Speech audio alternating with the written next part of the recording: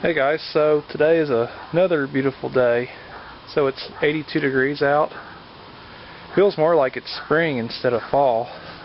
It's kind of unusual with weather feeling like this, since today is now November 1st.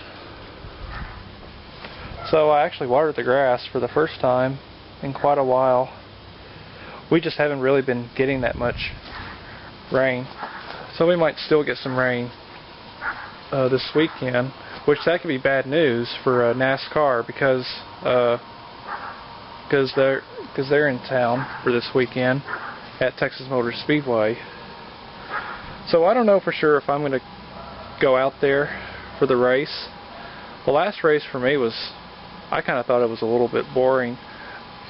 The only thing that I enjoyed the most of it was seeing Foreigner perform. And so, anyways, I thought I'd make a video for dystonia4life. He posted a video about 3 weeks ago. He's got an Echo GT200R trimmer. He can't get it to run. He tried putting a new carburetor on it, and it still would not run. I can't remember how long it had been from what he said of how long it had sat, because I mean he does talk a little bit too fast because he does have a neurological disorder called dystonia. I guess that's why his username is called dystonia4life. So anyways, so I'll just use my Echo SRM225 as an example here, because they're pretty much quite similar. The GT200R is basically the older version of the GT225, whereas the GT200R got replaced by the GT225. So this is basically the newer what I got here is the newer version of the SRM210, which is the straight shaft version. But they both have the same engine, same carburetor, but they just have a different look to them. Now my only guess could just possibly be a fouled spark plug though. So that could be my only guess. Or possibly no spark. But I think I've read in some of the comments on some of his other videos he says that it does have spark. But sometimes with a fouled spark plug, even though it'll still get spark, it's still not good enough just for the engine to run. And just on how to do a spark test, I'll show you on how to do a spark test. So let me take the spark plug out of this. Alright, so let me just pull the boot off.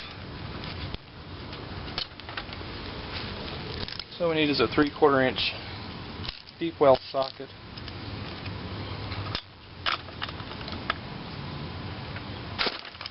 Alright.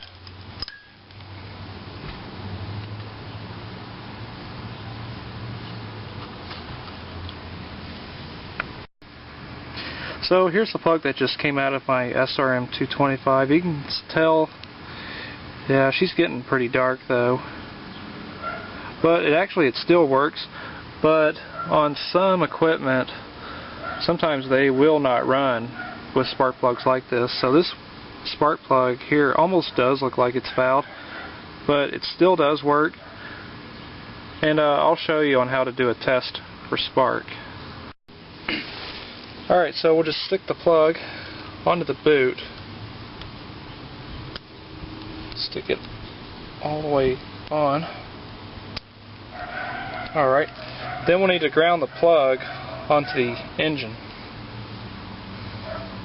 Or if you have a screwdriver, or maybe a socket wrench, you just put it on there and just want to ground it onto the engine. And when you do this, make sure you have the switch turned on. I know this is kind of hard to do all this. And then we'll just pull over the engine, make sure we're getting spark.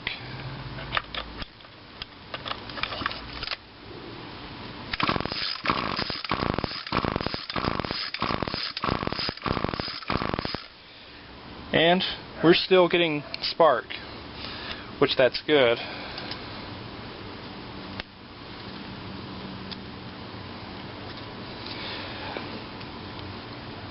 And so if you're watching this video, dystonia4life, I would just try a brand new spark plug. Put a brand new spark plug in your GT225 and then maybe see if that will actually will resolve your problem.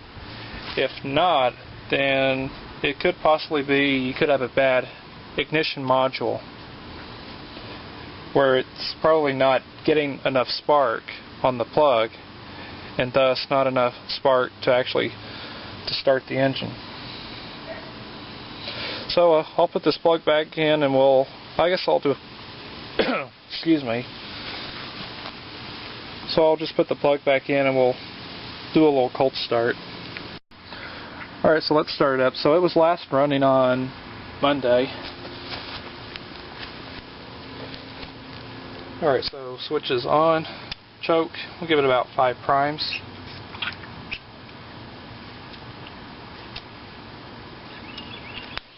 Alright.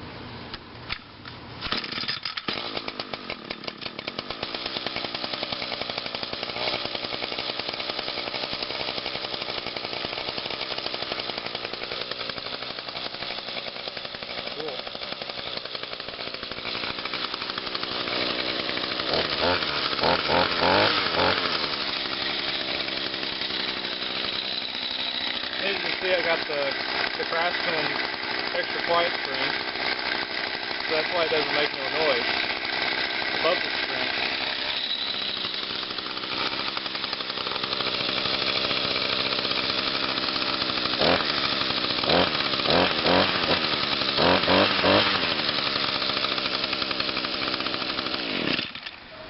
Cool. And also, I just recently mixed me up some more 50-to-1 gas oil mix. I used that Shindaiwa Red Armor oil. And being though that it's called Red Armor, as you can see, the color of the oil, well, of the gas, it's red. Pretty cool. It almost looks like it's got True Fuel in it, but it's not True Fuel. It's just because of the color of the Shindaiwa Red Armor 2-stroke oil. And so, yeah. Oh, and another thing to check is your fuel lines. Make sure they're in the right connectors.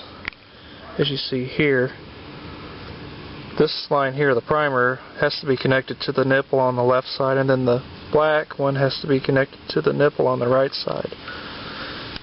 And also make sure they're not pinching, and also make sure they're on there tight too.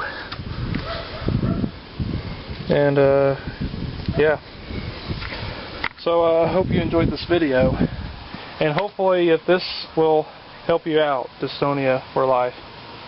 So thanks for watching.